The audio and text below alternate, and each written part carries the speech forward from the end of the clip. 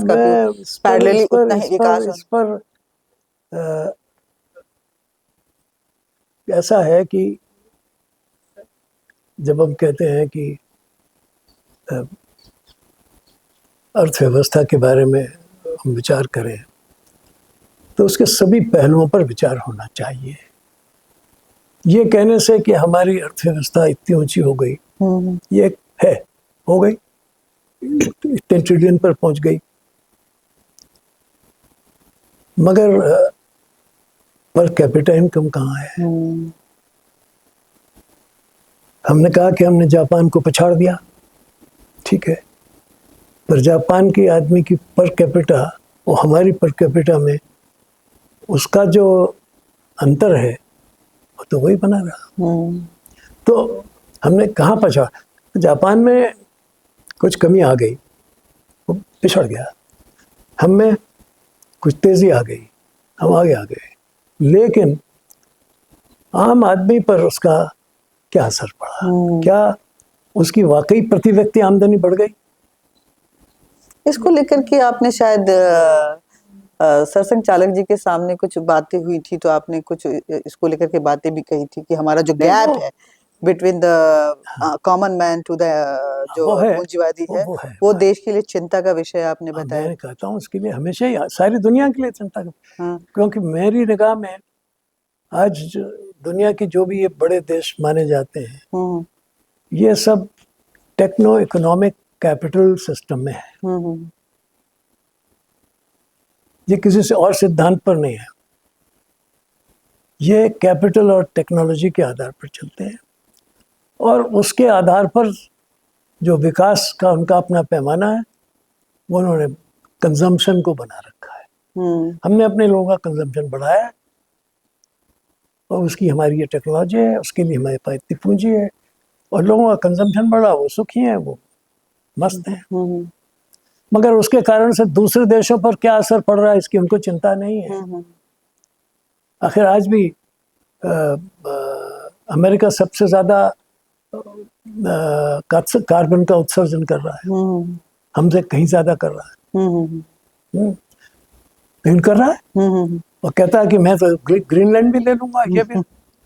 तो ये जो चीन का बस चलेगा तो वो ताइवान को ले लेगा, मौका आ जाए तो हमारे नॉर्थ ईस्ट में भी कब्जा कर लेगा।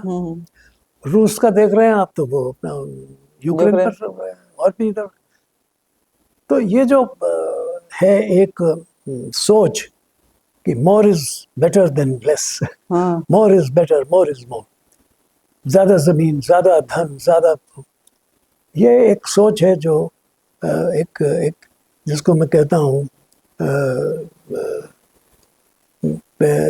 मैकेनिकल मॉडल ऑफ यूनिवर्स से पैदा हुआ है और हम होलिस्टिक मॉडल को मानने वाले हैं। तो ये संघर्ष तो बना रहेगा। आज भी हमने 1.7 से ज़्यादा दुनिया का उपभोग कर लिया है। दुनिया एक है लेकिन कंजम्पशन में हम 1.7 हो गए हैं, शायद अब तो 1.8 हो गए होंगे या 1.9 हो गए होंगे। तो आप कहाँ जाओगे? तो अगर आप ये नहीं समझते हो कि किसी भी सीमित प्लेनेट में असीमित ग्रोथ नहीं हो सकती, अगर आप इस बात को भूलते हो तो फिर आपको मार्स में जाना पड़ेगा, इसके अलावा कोई रास्ता नहीं है। और कौन ले जाएगा? वो मस्क और उसके दोस्त और वो बुजुर्ग और कौन कौन है, वो चैनल बना रहे हैं कि हम जाएं और प्रयोग हो रहे हैं कि हम ये देखें कि मार्स में और मून में कहीं अनाज पैदा किया जा सकता है, कहीं थोड़ी सी हवा मिल सकती है, तो बात की जा रही है। तो ये हम उधर उधर जा रहे हैं। तो ये हमें सोचना है कि क्या इतनी बड़ी आबादी और इतना छोटा हमारा साधनों का वो, इससे हम इसका संतुलन कैसे बनाएंगे? Economy, ecology, natural resources, culture, ये सारी चीजें हैं जिनका संतुलन करना पड़ेगा, एंड पॉपुलेशन।